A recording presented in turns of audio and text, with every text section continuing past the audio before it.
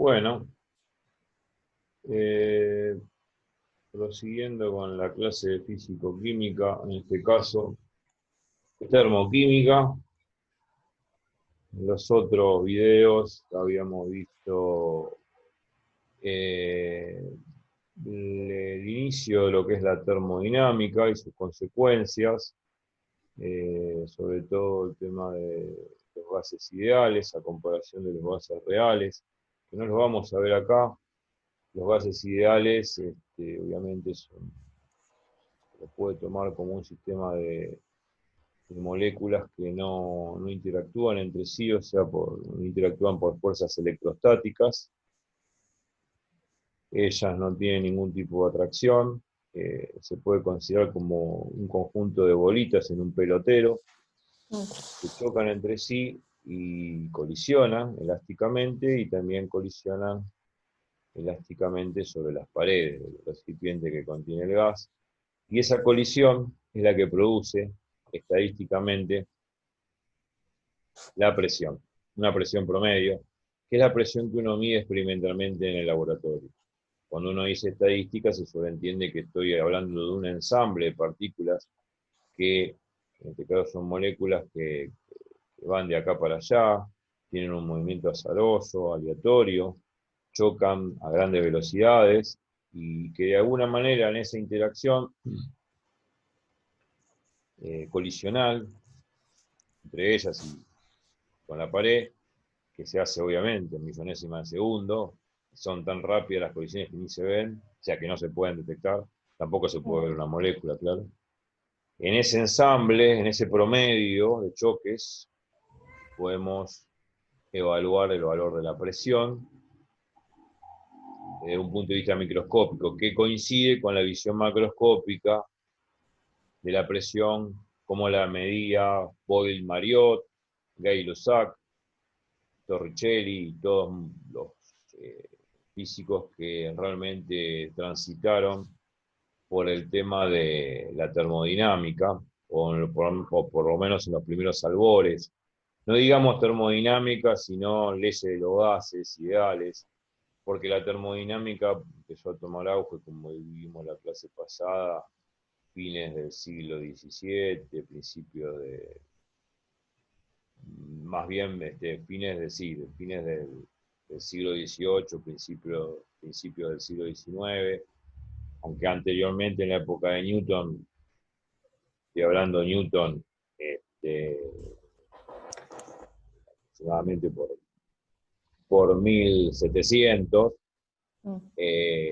se hablaba de máquinas de vapor, que él había diseñado una máquina de vapor. No sé si se experimentó con una máquina de vapor, no sé si la puso en práctica, pero había un diseño previo de Newton con respecto a un móvil que se funcionaba a vapor, pero no sé si se llevó a cabo. Teóricamente existe ese trabajo, pero bueno, fue tomando auge principios del siglo XIX, por 1804, con las máquinas de vapor, la locomotora, que obviamente ha traído, dentro de lo que se llama la revolución industrial, un gran avance tecnológico para la época. En realidad, como dice Leibniz, todo tiene una razón de ser. La termodinámica nace por la necesidad de poder inventar máquinas que realicen trabajos pesados, de carga, que puedan arrastrar material pesado a largas distancias, como por ejemplo el diseño de la locomotora. Y la razón de ser de la termodinámica es esa, las máquinas de vapor. Obviamente se reemplaza el caballo por la locomotora, realmente fue un gran avance, pero vuelvo a repetir, todo tiene una razón de ser, y la termodinámica surge por el solo hecho de una necesidad que tenía el hombre de poder trasladarse, eh, eh, digamos, con el menor esfuerzo posible, y trasladar mercadería con el menor esfuerzo posible a kilómetros de distancia, cosa que antes se hacía a caballo. Fue la razón de ser del nacimiento de termodinámica, más allá de los inventores de las máquinas de vapor, porque en esa época no existían facultades de física, ni tampoco eran grandes físicos, eran inventores, ingenieros. Dio una manera el preludio como para que los físicos de la época, conjuntamente con los matemáticos, pudiesen diseñar esta enorme teoría de la termodinámica, y que bueno, se inicia con uno de los primeros principios, como vemos en pantalla, que es el primer principio de la termodinámica, o también bien llamada, que ya se conocía de la mecánica clásica, la ley de conservación de la energía. Nosotros vimos en física, por lo menos la gente que ha hecho física 1, por decir así, ha visto lo que se llama la conservación de la energía mecánica, ¿no? Donde la energía mecánica no era otra cosa que la suma de la energía cinética, que es un medio de masa por velocidad al cuadrado, más la energía potencial, que bueno, por lo general la energía potencial de gravitatoria, que la masa por gravedad por altura, o si había resortes, era un medio de K por delta X al cuadrado, donde K es la constante del resorte y delta X es el estiramiento o la compresión del resorte, o la suma de esas dos energías potenciales daba la energía potencial total.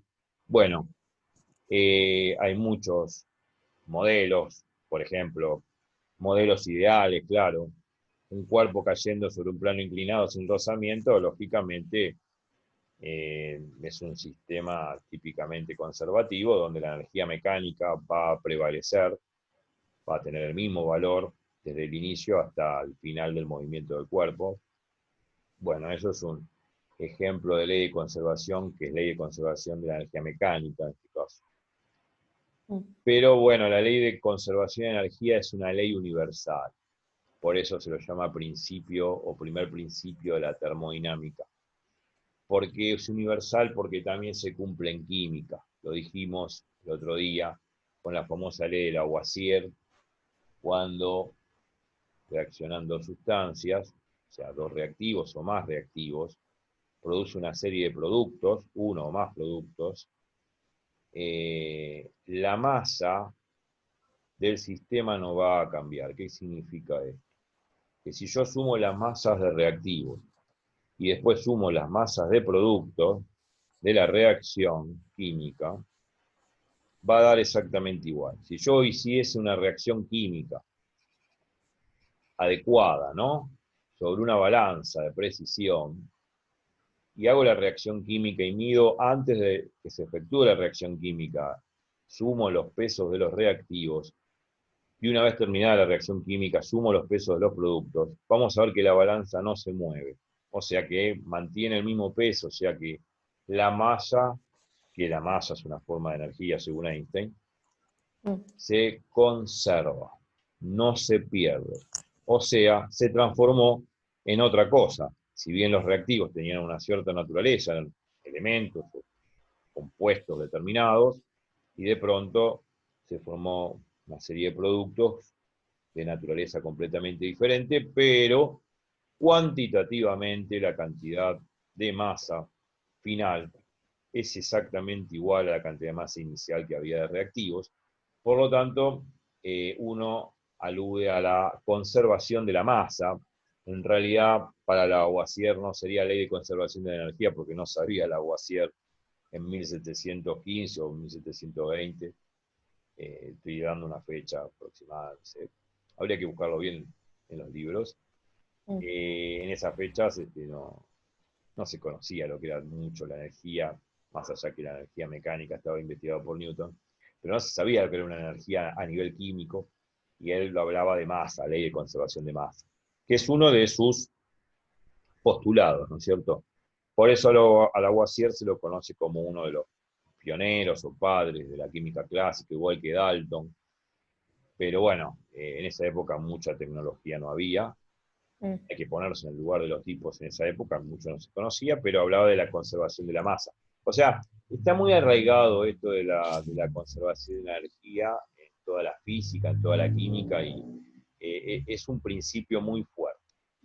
como acá indica el cursor, primer principio de la termodinámica. ¿Qué tenemos? Vamos ahora a un ejemplo físico. En el dibujito que tenemos acá, en el lindo dibujito, tenemos un pistón, un émbolo, una jeringa, ¿no? Supongamos que esto es una jeringa, y que tiene aire. Vemos que tiene un aire a una determinada presión, volumen y temperatura. Las temperaturas en termodinámica suelen medirse, ya lo dijimos la vez pasada, en temperatura Kelvin. Vemos acá, tenemos el gas con determinada presión, volumen y temperatura, condiciones A, digamos, estamos pues, situación inicial A, con una energía interna A. Habíamos hablado de lo que era la energía interna, que es la energía propia del sistema, que puede ser de un sólido, un líquido o un gas.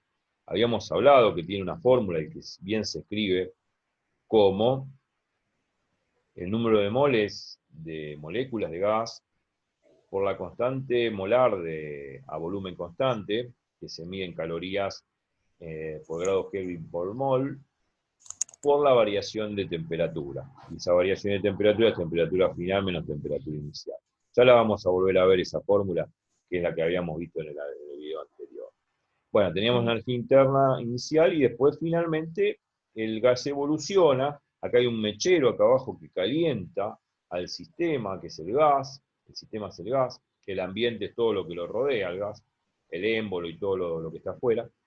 Entonces calienta el gas, chupa calor el sistema, en este caso el gas, y es como que el pistón va levantándose, ¿no? Por la presión del gas, hace un trabajo este pistón, o sea, hace un trabajo el gas, levantando el pistón, que es este trabajo W, que es el trabajo mecánico que realiza de ir la tapa de acá a acá, y la energía interna cambió a una energía interna B. Sabemos que la energía interna es una función de estado extensiva, que solamente lo habíamos dicho por el famoso experimento de Joule, de 1843-44, si no mal recuerdo, que solamente depende de la temperatura. La energía interna va a depender de la temperatura. Y como es una función de estado termodinámico, sabemos que las funciones de estados termodinámicos solamente importa el estado inicial de equilibrio y el estado final de equilibrio, y esa diferencia que yo hago entre energía interna final menos energía interna inicial, no le interesa a la energía interna en qué forma llegó de A a B. O sea, no le interesa la trayectoria de A a B. Podría haber evolucionado de A a B el gas de miles de formas. Isotérmica, isobárica, isocórica, iso de lo que sea, cualquier fenómeno politrópico, o sea, el proceso politrópico puede ser un proceso cualquiera, eso es lo que quiero decir, no vamos a ver procesos politrópicos, pero yo podría haber llegado del estado A al estado B por cualquier camino termodinámico, y realmente no importa el camino, lo que importa es el estado inicial y el estado final. Por eso lo que importa es las diferencias, en este caso en energía interna, es simplemente punto a punto evaluar las energías internas, tanto en A y en B, y hacer la diferencia. Esa diferencia no va a depender del camino termodinámicamente elegido, si es un camino isobárico, isocórico, adiabático o politrópico en general, no importa. Lo que importa es el estado inicial de equilibrio y el estado final de equilibrio. Y hacer la diferencia punto a punto, como lo vemos acá en el cursor. Esa variación es la variación de energía interna, que sumada al trabajo mecánico me da el calor Q, que es el calor que absorbe, como vemos acá la flechita, el sistema es el calor que absorbe el gas, por justamente es el calor que absorbe de esta fuente térmica que es el mechero que le está dando calor. Habíamos visto también el concepto de fuente térmica, no sé si la vimos, pero ya me adelanto, si es que no la vimos. La fuente térmica es una fuente de calor o de frío que permanece siempre a temperatura constante, no varía. Por definición vamos a ver que una fuente térmica es un depósito infinito de calor, que puede ceder o absorber calor, pero la temperatura tiene que prevalecer constante, porque si la temperatura no prevalece constante, no cumple la función de fuente térmica. La fuente debe permanecer siempre en termodinámica para que sea fuente propiamente dicha, a temperatura constante. Y tiene que ser un depósito infinito de calor. Por ejemplo, fuente térmica puede ser el ambiente, ¿no? Yo, por ejemplo, puedo tener la estufa encendida, pero si tengo todas las ventanas abiertas, está bien, algo de calor voy a sentir, y más si me acerco a la estufa. Pero con eso no va a aumentar la temperatura del ambiente Claro. o de la atmósfera. Mm. Lo que va así a absorber calor, la atmósfera que está fuera de mis habitaciones, pero no va a cambiar la temperatura ambiental. Por eso el ambiente atmosférico, todo lo que está afuera, es un depósito infinito de calor, donde la temperatura no varía. Es un ejemplo, simplemente.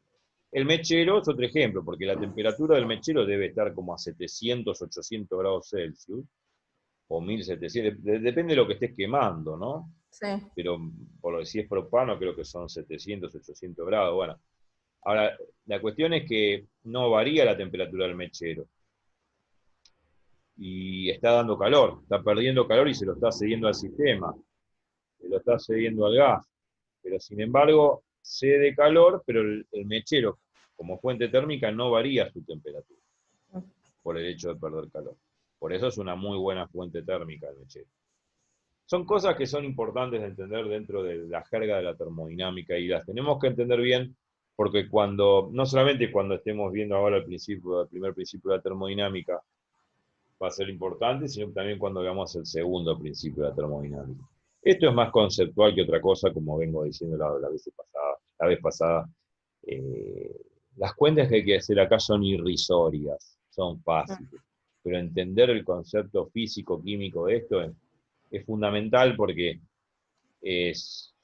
cuando hagamos los problemas que están en la guía, realmente son muy sencillos, no hay que hacer gran cosa.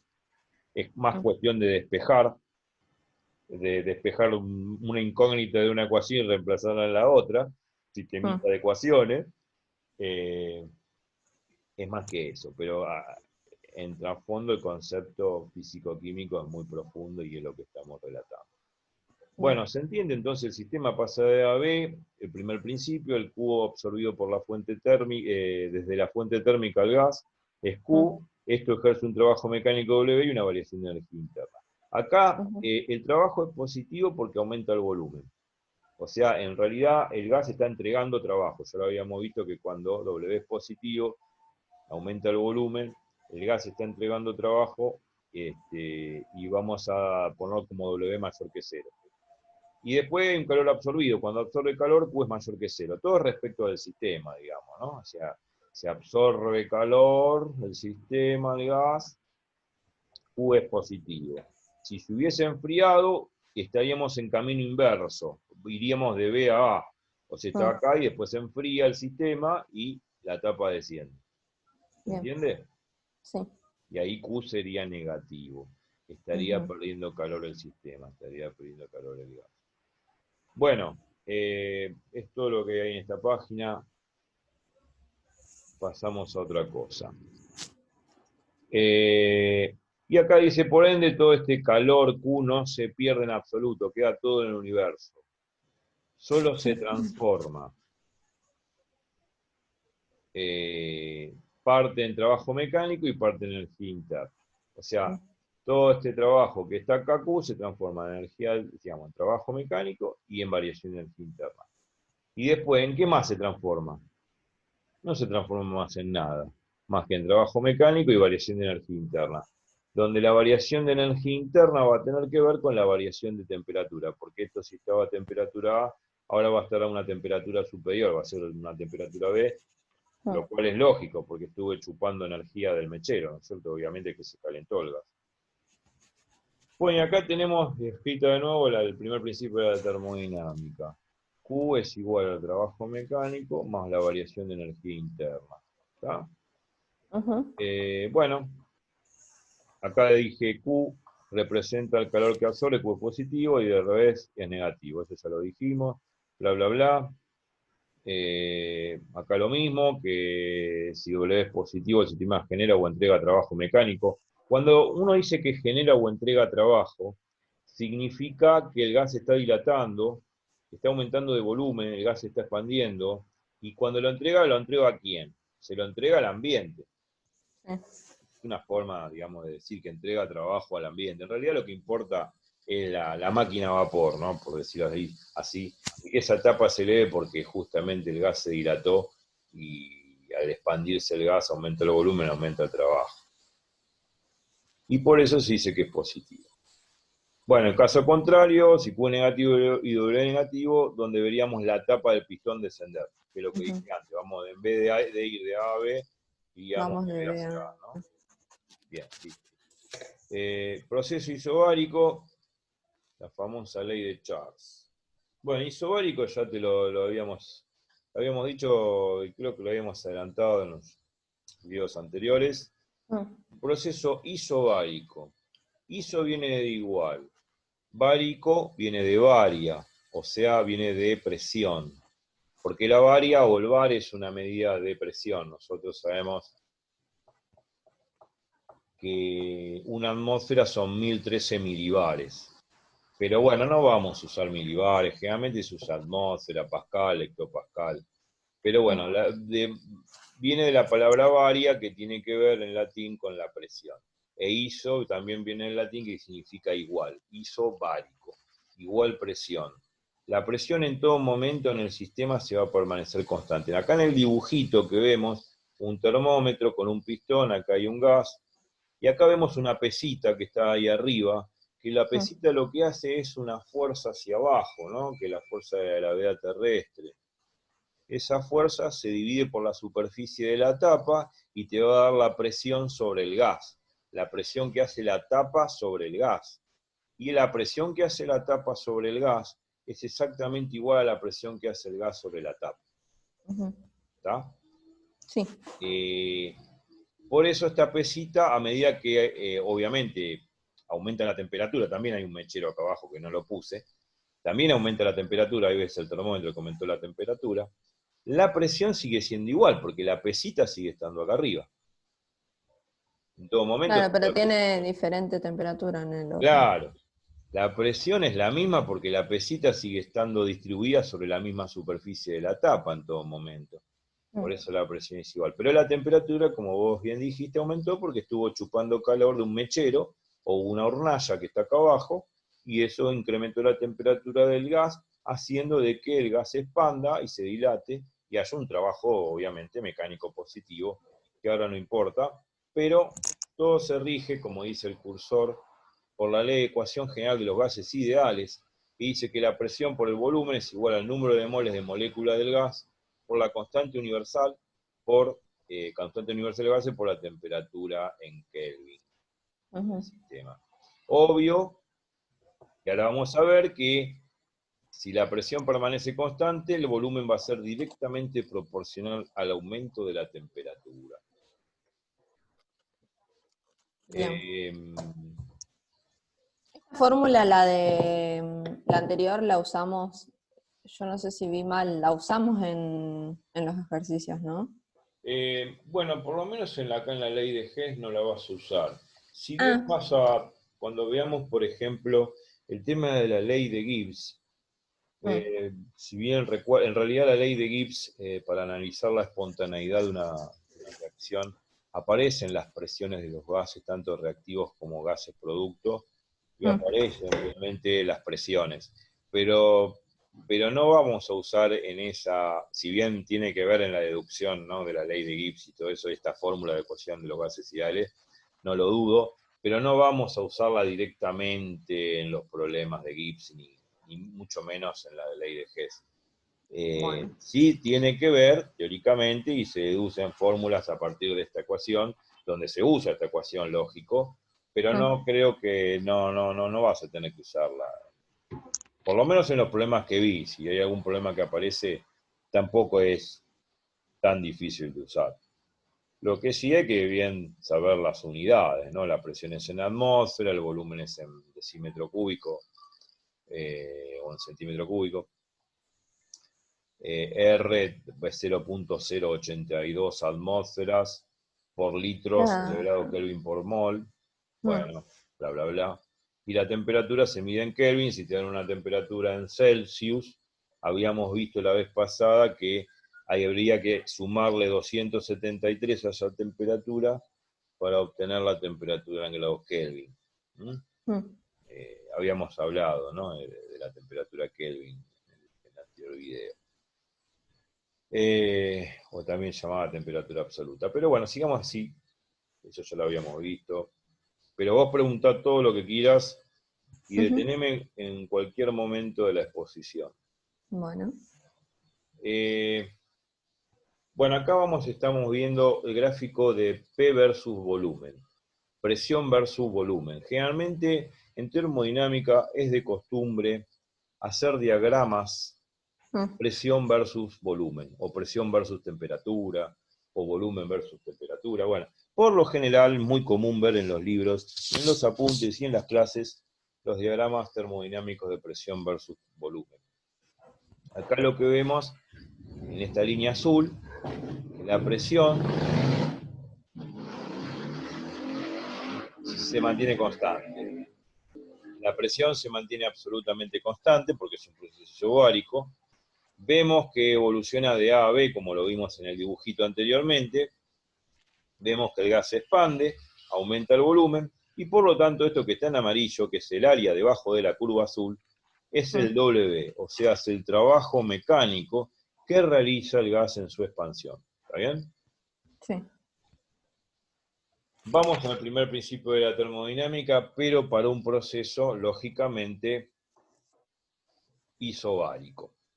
Acá lo que vemos, el primer principio, el trabajo mecánico más la variación de energía interna, el trabajo mecánico, y la variación de energía interna no es otra cosa que el número de moléculas por el calor molar a volumen constante, que es el famoso CB, por la variación de temperatura final menos temperatura inicial.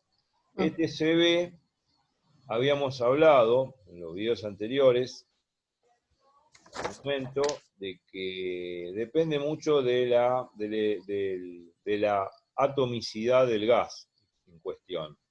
O sea, cuando digo atomicidad, me refiero a si es monoatómico, biatómico, triatómico, bla, bla, bla. Para todos los gases monoatómicos, este CB que indica el cursor vale 3 medios de R. Siempre. Todos los gases monoatómicos, gases que tienen un solo átomo. ¿Cuáles son gases que tienen un solo átomo? Hay muchos.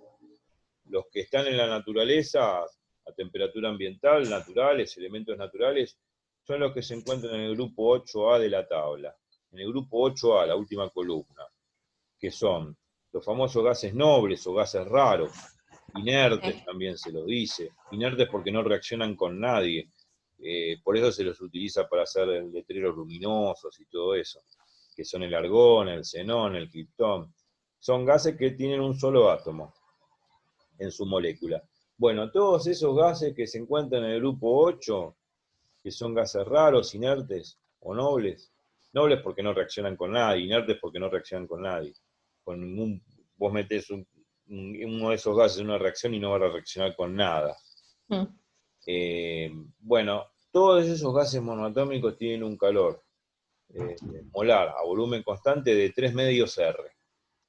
R es la constante universal de los gases que ya hablamos. Bueno, sigamos. Y acá puse recordar que esta presión de la energía interna, esta que indica el cursor, es siempre válida para todo proceso termodinámico, sea cual sea, y lo puse con signo de admiración. Enfatizo y sigo enfatizando. Esto tiene que ver con el famoso experimento de Joule, que ahora después lo vamos a ver con detalle, que determina, creo que es el experimento de 1852, determina de que la energía interna de un gas ideal solamente depende de la temperatura. Y como solamente depende de la temperatura, esta formulita NCB, por la variación de la temperatura, Esta formulita vale para cualquier proceso termodinámico, porque vos me vas a preguntar, bueno, pero acá tengo el calor a volumen constante. No es que solamente esto vale a volumen constante, no, vale para volumen constante, pero también vale para otros procesos, que pueden ser isobáricos, isocóricos, bueno, isocórico es isotérmico, adiabático, politrópico en general, no, vale para cualquier proceso de gas ideal. Siempre vale esta fórmula. ¿Y por qué? Si es para volumen constante. No, porque vale para otros procesos, porque la energía interna, la variación de energía interna solamente depende de la temperatura. Bien. Para un gas ideal. Por eso vale para cualquier proceso termodinámico la formulita de la variación de energía interna. Para cualquier proceso termodinámico siempre vale esta fórmula.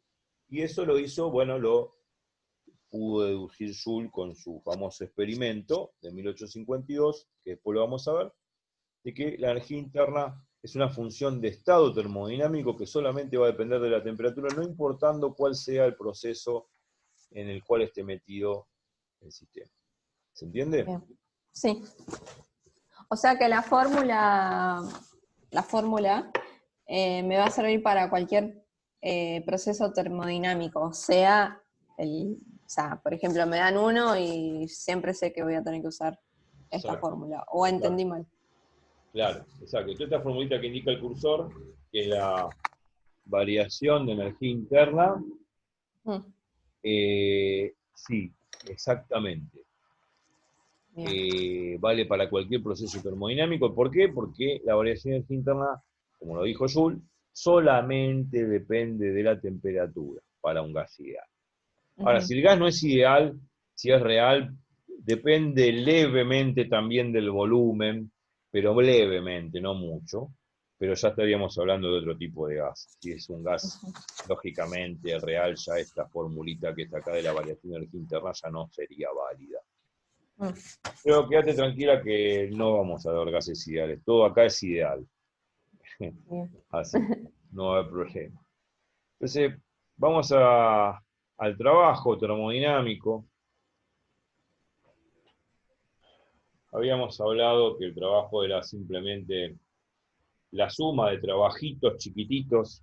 A medida que el gas se expande, se expandió un cachitito, más otro cachitito, más otro cachitito, y si sumo todos esos cachititos, por así decir, esos cachititos de trabajo, esos pedacitos chiquitos de trabajo, si sumo infinitos pedacitos de trabajo, esa suma de infinitos pedacitos de trabajo, que son estos que está indicando el cursor, no es otra cosa que la integral que está acá. La integral que va de B1 a B2. Esa integral es una integral de matemática, de análisis matemático, del primer curso de matemáticas. La presión, como es constante, nosotros sabemos que cualquier factor constante en una integral puede salir afuera de la integral, y como la presión es constante, la saqué afuera de la integral. Entonces saco afuera este valor, que es un valor constante, e integro el volumen, de B1 a B2. Cuando integras esto, te queda B2 menos B1. O sea que el trabajo mecánico de un proceso isobárico es una fórmula muy, pero muy sencilla, que no es otra cosa que la presión por la variación de volumen. O sea, volumen final menos volumen inicial. Bueno, esto es el trabajo mecánico, y acá, como dice acá abajo, este W es positivo, que no es otra cosa, el área en amarillo que se encuentra en el gráfico anterior. Acá. Sí. Esta área que está debajo de la isobara, esto es una isobara, digamos la línea azul es una isobara porque es la isobara porque justamente esa recta es una recta paralela al volumen, o sea que para cualquier volumen la presión sigue siendo P, por eso se llama isobara. Debajo de esa isobara tenemos esta área amarilla que es el W, que es el trabajo mecánico, que es esta formulita que está acá, P por B2 menos B1. Ok. Bueno, luego el primer principio para el proceso isobárico quedó el trabajo mecánico más la variación de energía interna. Esa es la fórmula final. Y esta P chiquitita que está abajo de la Q, que es la Q, hay que acordarse que Q es la cantidad de calor que absorbe el sistema o que cede el sistema. Esta P chiquita indica que es un proceso a presión constante. ¿Está bien? Bien. Bueno.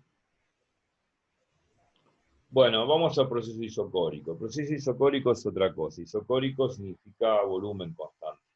Ahora el volumen está constante. En el dibujito vemos también un émbolo, donde acá hay un tabique, una trabita. Lo que hace esa trabita es detener la tapa para que no se siga moviendo, o sea, para que no se mueva más bien.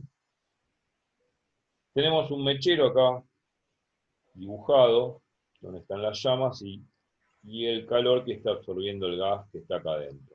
A un cierto volumen, temperatura inicial y presión inicial. El volumen inicial y final obviamente es constante, por eso el proceso es isocórico, ¿no? El volumen es constante, pero vemos que el sistema, que es el gas, absorbe calor del mechero, absorbe un calor Q en todo momento, Q positivo, lógico, y ese Q que absorbe el gas hace aumentar la temperatura. O sea, la temperatura final va a ser mayor que la inicial.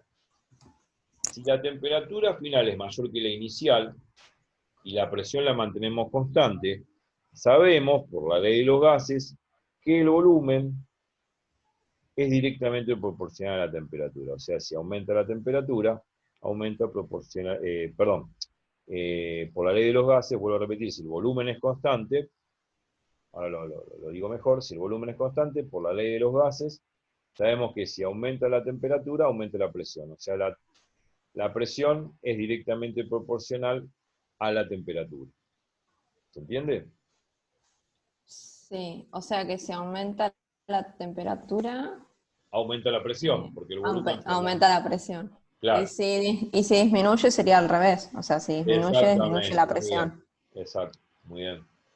O sea, sabemos que el volumen permanece constante, ¿no? Eh, Mm. eh, Sabemos que el volumen permanece constante. Yo no sé si lo hice después. No, no.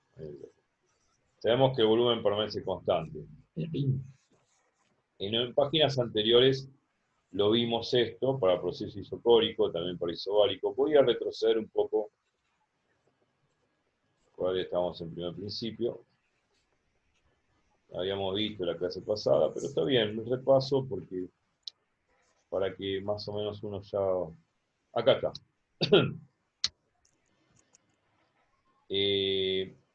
A ver si quedamos acá.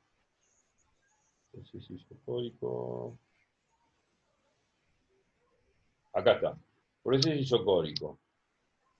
P por B igual a NR por T. Yo lo que hice acá es despejar. Este T que está multiplicando lo paso dividiendo al primer miembro. Este B que está multiplicando al primer miembro paso, ya multiplicando lo paso dividiendo. Me quedó P sobre T igual a N por R sobre B. Como el número de moléculas R y B son constantes, este cociente va a ser constante. O sea que P sobre T es constante. ¿Y eso qué me está diciendo?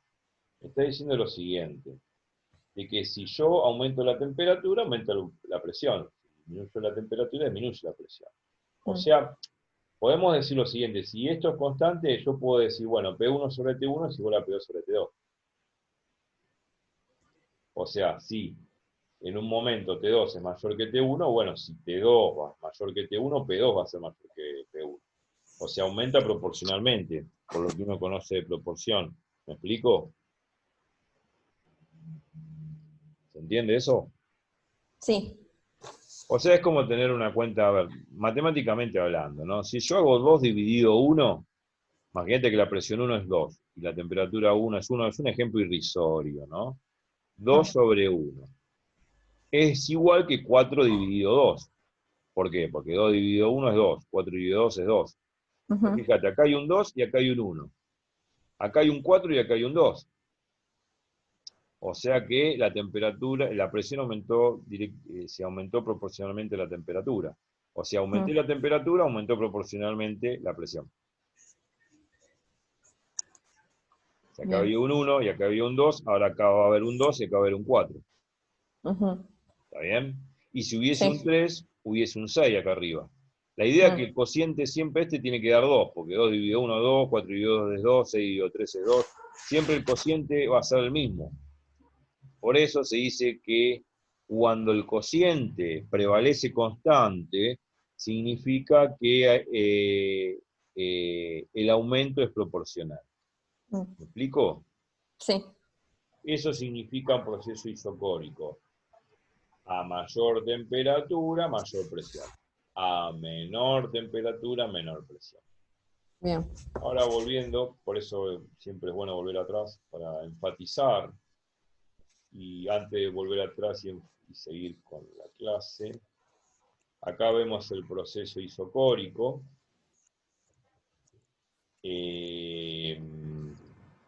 No, perdón, el isobárico que habíamos visto antes también se basa en la ecuación general de los gases, pero acá en vez de despejar el volumen, despejo la presión, porque la presión es la que permanece constante, y lo paso multiplicando dividiendo al segundo miembro, y la T multiplicando y dividiendo al primero. Me queda B sobre T es igual a N por R sobre P. Como N es constante, R es constante y P es constante, este cociente va a ser constante. ¿Está bien? O sea, B sobre T es constante. Si B dividido T es una constante, es un número constante que siempre está fijo, entonces esto es lo mismo que decir, si yo tengo dos estados, estado 1 y estado 2, entonces yo si mido el volumen en el estado 1 es B1 y su temperatura T1, y si mido el volumen en el estado 2 es B2 y su temperatura T2. Este cociente va a ser igual a este cociente. ¿Me explico? Sí. Porque este B sobre T es constante. B sobre T es constante para cualquier par de volúmenes, digamos, para cualquier par o para cualquier conjunto de volúmenes y temperaturas del sistema. ¿Me explico? Sí. Bueno, eso para isobárico. Siempre se suele despejar de la ecuación de estado lo que a mí me conviene. Acá me convino despejar la temperatura y dejarlo B sobre T, para ver que hay un aumento proporcional del volumen con la temperatura. Y en el proceso isocórico, es al revés. Me queda P sobre T igual a esto que es constante, y bueno, lógico que cualquier cociente de P1 sobre T1 va a ser igual a P2 sobre T2, va a ser igual a P3 sobre T3, y así sucesivamente. ¿Por qué? Porque la presión es directamente proporcional a la temperatura. ¿Está bien? Cosa que no es lo mismo para un proceso isotérmico, ¿no? Isotérmico es temperatura constante. Si yo me baso en la ley de los gases, ¿no? Ya la vimos varias veces, P por V igual a NR por T, este NR por T es constante ahora, porque N es constante, R es constante y T es constante porque la temperatura es constante. Entonces, si yo tengo dos estados, estado 1 y estado 2, entonces P1 por V1 tiene que ser igual a P2 por V2, porque esto es constante. ¿Me explico? Sí. Entonces ahí es distinto, la presión es inversamente proporcional al volumen. O sea, ¿qué significa eso? Que a la medida que aumenta el volumen, o sea, se expande el gas, la presión del gas va a ser menor. Y todo lo contrario, si el gas se comprime, o sea, se reduce el volumen, aumenta la presión. ¿Se entiende? Sí. Es un poco el repaso también de lo que vimos en la clase pasada, porque esto hace mención a lo que estamos viendo del primer principio. Ahora vamos a volver al primer principio. Moviendo el cursor acá. La cosa la habíamos visto ya la vez pasada. Vamos. A ver si me fui un poco, me parece, de pantalla. Esto lo habíamos visto. Sí.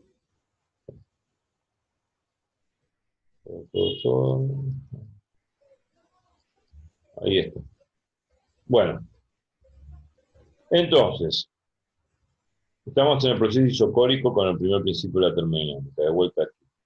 Volumen constante, sabemos que la presión aumenta directamente proporcional con la temperatura, ya lo vimos.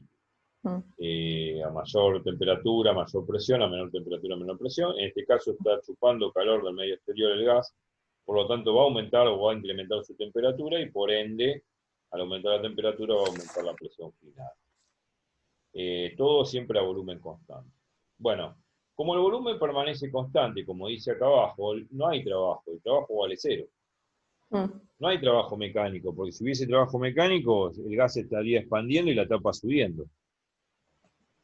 Y no lo hay, no hay, no hay expansión, ni tampoco compresión, el trabajo vale cero. no hay trabajo mecánico. Entonces el primer principio se escribe así. QB significa volumen constante, es cero de trabajo mecánico, más la variación de energía interna, que no es otra cosa que NSB T final menos T inicial. O sea que para el proceso isocórico, el primer principio queda QB igual a NSB por temperatura final menos temperatura inicial. El BS significa volumen constante. ¿Se entiende hasta ahí? Sí. Sigamos. Proceso isotérmico. Recién hablamos del proceso isotérmico. Isotérmico significa temperatura constante. Temperatura constante. Bueno, y ahí viene el concepto de la fuente térmica, que creo que lo enfaticé en el próximo cuadro. Cuando uno tiene una fuente térmica, estamos en un émbolo con un peso acá, ¿no? Que está apoyado sobre el tabique del émbolo, acá está el gas. Lo que estamos observando aquí es que el gas está descendiendo. La temperatura, según el termómetro acá dibujado, es la misma, creo que 20 grados, una cosa. Lo que estamos observando es que el tabique este está descendiendo. Significa que el gas se está comprimiendo. Acá tengo un peso y acá le puse 2 pesos más. O sea que acá hay un peso y acá hay 3 pesos. Obviamente que, lógicamente, con esto logro de que el gas se comprima, ¿no es cierto? Obviamente que si acá la presión es P, acá va a ser 3 veces P. Porque son 3 cuerpos, ¿se entiende? Sí. Ok, entonces, la presión aumentó y comprimió el gas a una misma temperatura de 20 grados, por eso es un proceso isotérmico. Ahora, ¿qué sucede según el primer principio de la termodinámica? Bueno, acá el calor lo está cediendo el gas a la fuente térmica o al exterior. Por eso el Q es negativo, el gas está perdiendo calor. El gas pierde calor por el primer principio, ahora vamos a ver de nuevo la fórmula. El gas está perdiendo calor porque se está comprimiendo. Al comprimirse está absorbiendo trabajo del medio exterior, se comprime, reduce el volumen. El trabajo va a ser negativo. Y el trabajo al ser negativo, como no hay variación de energía interna porque la temperatura es constante, o sea, la variación de energía interna vale 0, al ser el trabajo negativo porque se está comprimiendo el gas, por el primer principio de la termodinámica, el Q también va a ser negativo. O sea que el gas está cediendo calor al medio exterior.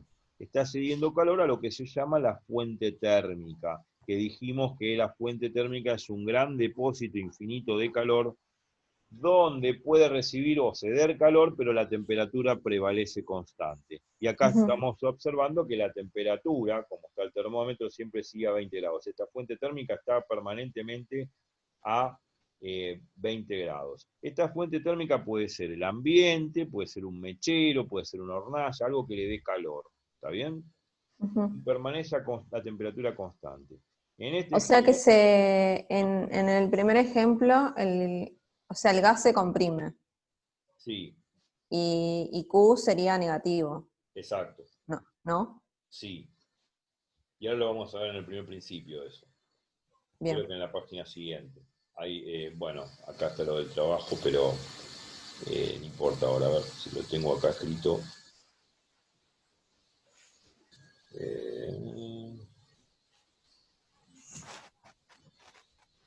Bueno, sí, lo tengo escrito acá. Acá donde dice 18, vamos a ver como el proceso isotérmico T2 es igual a T1, o sea, la temperatura inicial va a ser igual a la final, porque la temperatura es constante. Entonces este término vamos a ver en la próxima cuenta, que este término lo tacho. Yo voy a tachar este término y me va a quedar que el calor total es igual al trabajo mecánico. O sea, como este trabajo mecánico va a ser negativo, porque se reduce el volumen, se comprime el gas, al ser negativo este factor, esto vale 0, o sea que olvídate, como esto es negativo, el trabajo negativo, Q va a ser negativo. ¿Me explico? Bien, sí. Eso va a pasar. Me adelanté un paso para decirte eso. ¿Cuáles son las consecuencias del primer principio en un proceso isotérmico? Bueno, acá está el proceso. Y ahora vamos un poco a las cuentas. vemos el gráfico P versus B. Esta curva azul se llama isoterma. ¿Por qué isoterma? Porque esta curva me está describiendo punto a punto todos los posibles estados de equilibrio. Por ejemplo, un estado de equilibrio es el estado 2. En el estado 2, el gas se encuentra un volumen B2 y una presión B2. Después, por acá, hay un montón de estados de equilibrio que sigue la línea punteada, digamos, que sigue el cursor, digo. Y acá, cuando llego a uno, llegué a otro estado de equilibrio, que es el estado de equilibrio 1, donde el gas se encuentra un volumen B1 y presión B1. Todo a temperatura T, a temperatura constante. Por eso esta curva se la llama isoterma, porque reúne una infinidad de puntos de equilibrio donde la temperatura permanece constante. Siguiendo la ley de los gases que ves acá, P igual a N por R por T sobre B, que es la clásica que vimos antes. Entonces si vos ves la flechita azul va para arriba. O sea que el gas va de B1 a B2, se comprime. Y al comprimirse, este trabajo mecánico, que está obviamente pintado en amarillo, va a ser negativo. Como dice acá el cursor, acá como que le escribí acá. ¿Me explico? Bien, vamos entonces. Fuente térmica ya lo expliqué. Puede ser un mechero, hornazo, ambiente, bla, bla, bla. Puede ceder o quitar calor. Perfecto. Primer principio, el trabajo mecánico de 1 a 2 más la variación de energía interna. Bueno, yo acá hice cálculos acá, que bueno, no importa. El trabajo mecánico de un proceso térmico se escribe siempre la integral de B1 a B2, presión, diferencial volumen. La presión, por la ley de los gases, es N por R por T sobre B, diferencial B. Como N, R y T son constantes, porque la temperatura es constante, R es constante y N es constante, lo saco afuera de la integral, y me queda precisamente la N por R por T por la integral de B1 a B2 de 1 sobre B. Cuando uno hacía en análisis matemático, en matemática, la integral de 1 sobre X, la integral de 1 sobre X da logaritmo de módulo de X, y en términos de integral definida, esto va a quedar logaritmo de B2 sobre B1. Esto es el cálculo de una integral. Esto da en realidad logaritmo de B. Cuando aplico la regla de Barrow, me queda logaritmo de B2 menos logaritmo de B1. Pero hay una propiedad que dice que si resto dos logaritmos, la resta de dos logaritmos es el logaritmo del cociente. Entonces me queda así la fórmula del trabajo mecánico de un proceso isobárico. Esta fórmula sería el trabajo, que sería el área debajo de la curva de la isoterma, de la curva isoterma que vimos antes. No hice tanto detalle del cálculo porque lo que importa es la fórmula esta.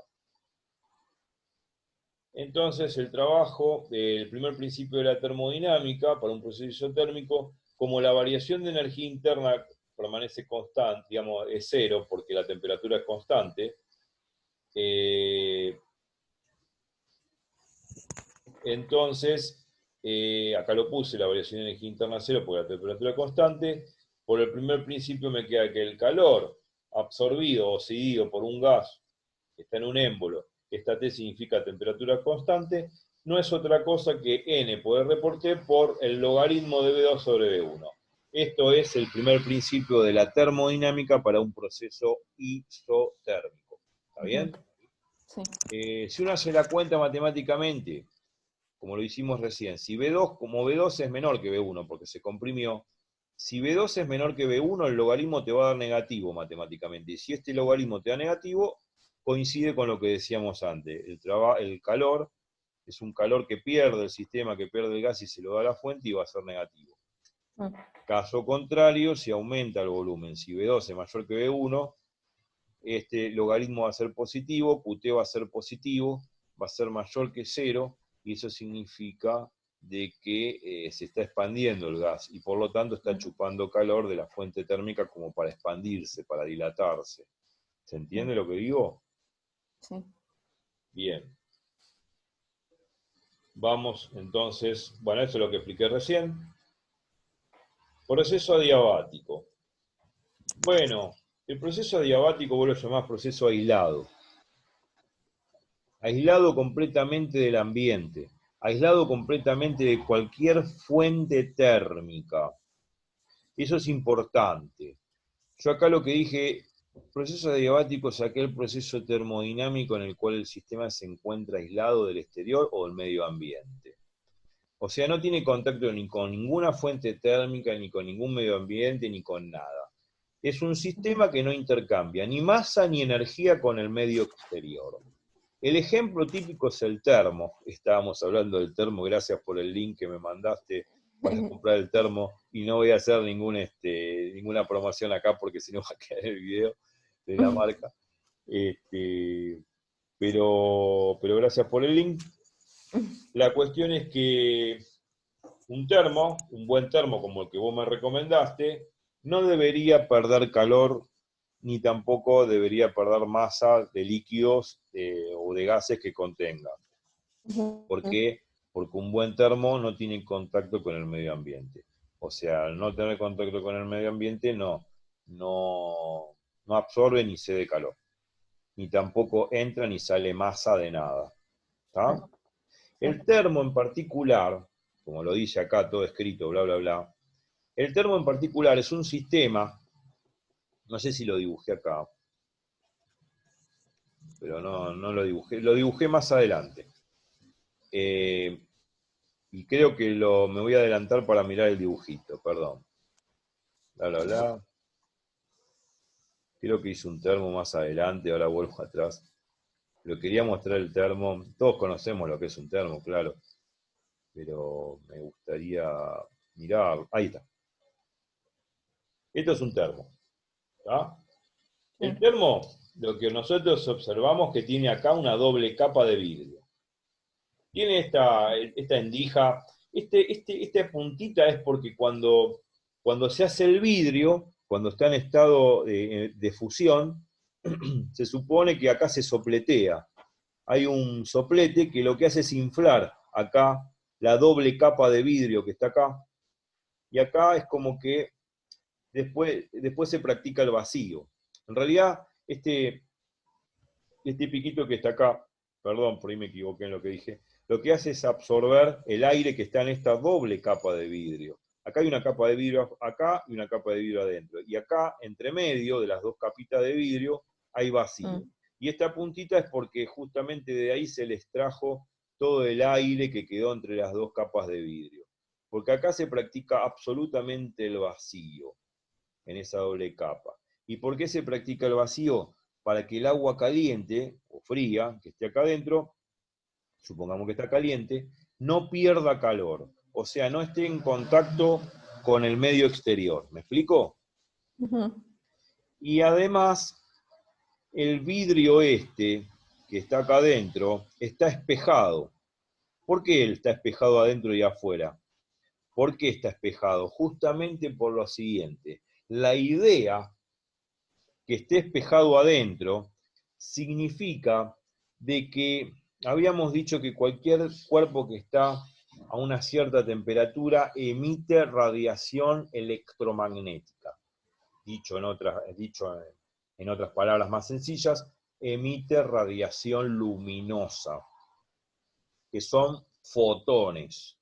Esos fotones, y nosotros sabemos muy bien que la luz cuando se refleja cómo se refleja la luz en un espejo, esos fotones se reflejan sobre la pared interior espejada del termo. Al reflejarse no tienen la posibilidad de escaparse fuera del termo, siguen rebotando acá adentro, y eso hace conservar la radiación calórica acá adentro. Porque por ahí, está bien, por ahí el termo no pierde calor por conducción, pero podría perder calor por radiación. ¿Me explico? Sí. Y para evitar que pierda radiación, calor por radiación, la capa de vidrio interior es espejada. Lo mismo pasa con la capa exterior. La capa exterior también es espejada porque no va a permitir el sistema de que ninguna radiación electromagnética luminosa pueda atravesar el termo para calentar el agua. Entonces tenés que evitar también ese contacto exterior de radiación. Por eso afuera también es espejado el vidrio. Bueno, eso es el termo, ese es el sistema adiabático, y en los laboratorios de química, ya lo vas a ver, se llama calorímetro. Sí, sí, sí. Bueno, el calorímetro es un termo y es un sistema adiabático en el cual se utiliza en los laboratorios y aunque vos no lo creas, en mis viejas épocas de laboratorio de física 2, como la facultad no tenía plata, no tenía calorímetros experimentales, teníamos que usar un termo común de mate para hacer las experiencias de calor termodinámico, y con un corcho acá, como indica el cursor, y acá un agujerito donde entraba el termómetro que medía la temperatura, algo muy retrucho, porque vos sabés que haces un agujerito y ya está perdiendo calor. Pero bueno, no hay ningún termo perfecto tampoco.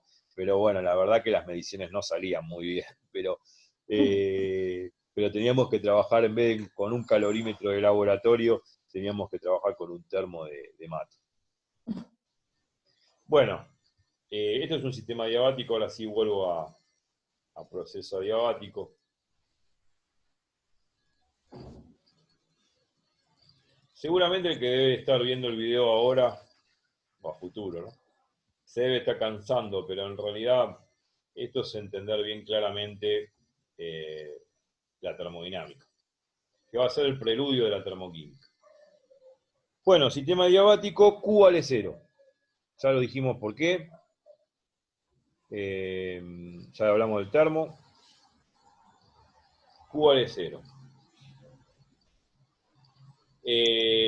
Bien.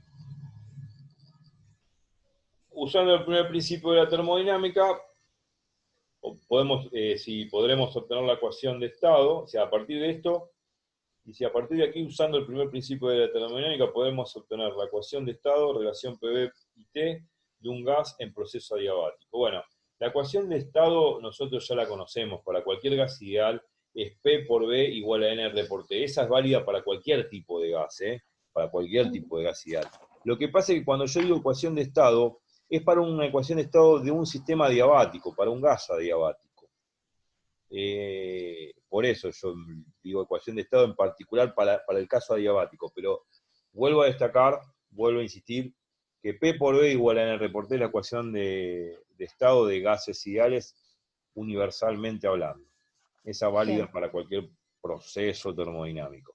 Lo que pasa es que esa fórmula se la puede adecuar, y ahora la vamos a ver, vamos a adecuarla de tal forma de que logremos una nueva ecuación, que es la ecuación de una adiabática. Bien. Lo que vamos a hacer es un descanso, y sigo adelante. ¿Qué te parece? Bueno, dale. Así corto el video y 10 minutos, 15 proseguimos, y seguimos adelante con la explicación. ¿Te Dale. parece? Dale, dale. Para que entonces vamos a finalizar una vez. Esto es así. Vamos a finalizar acá. Y después seguimos con esto.